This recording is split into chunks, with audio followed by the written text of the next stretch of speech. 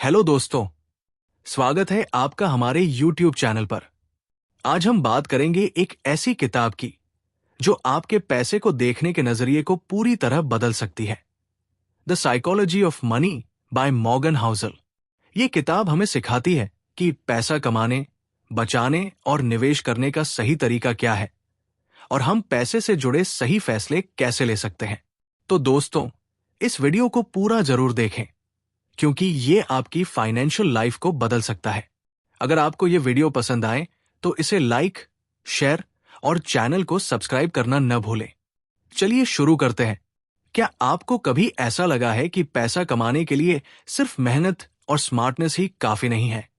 आपने देखा होगा कि कुछ लोग कम आय के बावजूद करोड़पति बन जाते हैं, जबकि कुछ लोग ढेर सारा पैसा होने के बावजूद गरीबी में चले जाते हैं। दोस्तों, पैसा कमाने और उसे बनाए रखने का सबसे बड़ा खेल साइकोलॉजी का है, न कि सिर्फ नंबर गेम का।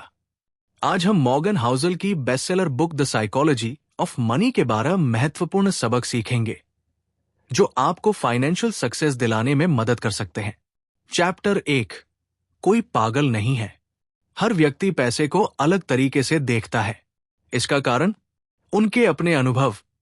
कोई व्यक्ति शेयर मार्केट में पैसा लगाता है क्योंकि उसने अपने दोस्तों को कमाते देखा, तो कोई इसे जुए जैसा मानता है क्योंकि उसके पिता इसमें हार चुके हैं।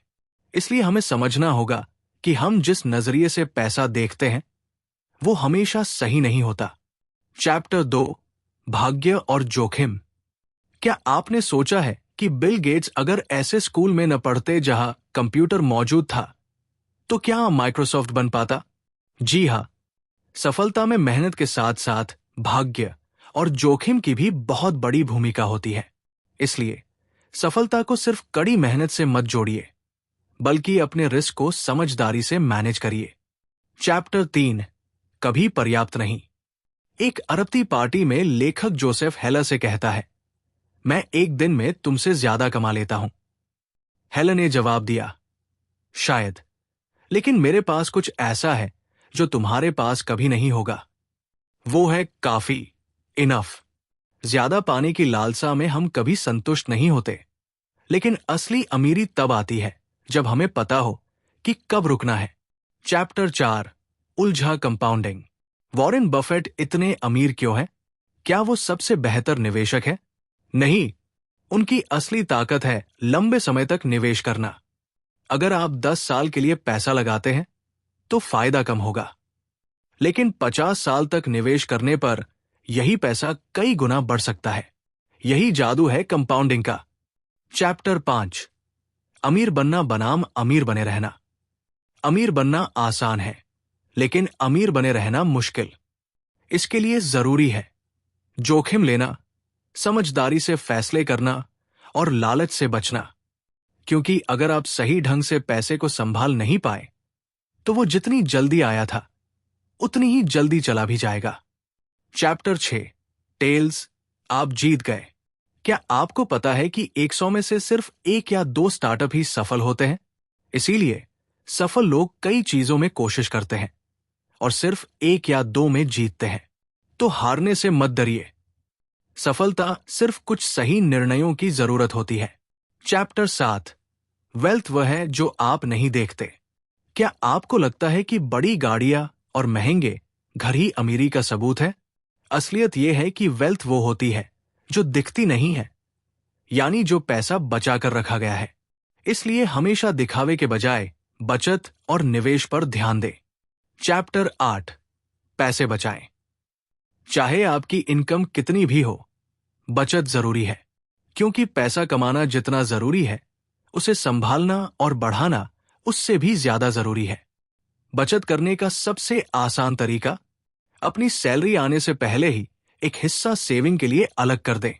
चैप्टर 9, उचित तर्कसंगत। क्या आपको लगता है कि हम सारे पैसों के फैसले सोच समझ कर लेते हैं?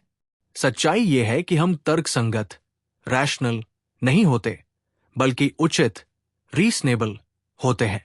इसलिए हमेशा अपने फाइनेंस को प्रैक्टिकल तरीके से मैनेज करें। चैप्टर 10, आप बदल जाएंगे। जो आज जरूरी लगता है हो सकता है 10 साल बाद उसका कोई मतलब ही न रहे। इसलिए फाइनेंशियल प्लानिंग करते समय लचीलापन, फ्लेक्सिबिलिटी रखना बहुत जरूरी है। चैप्टर 11, निराशावाद का प्रलोभन। हमेशा बुरी खबरें जल्दी फैलती हैं और लोग नकारात्मकता पर ज्यादा ध्यान देते हैं। लेकिन याद रखें, हर मुश्किल के बाद एक अवसर आता है। इसलिए डर के बजाय लंबी सोच रखें और धैर्य बनाकर निवेश करें। चैप्टर 12, कबूलनामा, कॉन्फेशन। लेखक मॉर्गन हाउसल खुद एक सादगी भरा जीवन जीते हैं। उनके पास उधार लिया हुआ घर नहीं है और वे 20% कैश में रखते हैं। उनकी सबसे बड़ी सीख, अमीरी का असली सुख आजादी में है, न कि सिर्फ पैसों में। Conclusion, take away message. तो दोस्तों, द साइकोलॉजी ऑफ मनी हमें सिखाती है कि पैसा कमाने के लिए सिर्फ स्किल नहीं, सही मानसिकता, माइंडसेट चाहिए। अगर आपको यह वीडियो पसंद आई तो इसे लाइक और शेयर करें। और अगर आप ऐसे ही स्मार्ट फाइनेंस टिप्स सीखना चाहते हैं तो चैनल को सब्सक्राइब जरूर करें। मिलते हैं अगली वीडियो में। तब तक के लिए धन्यवाद।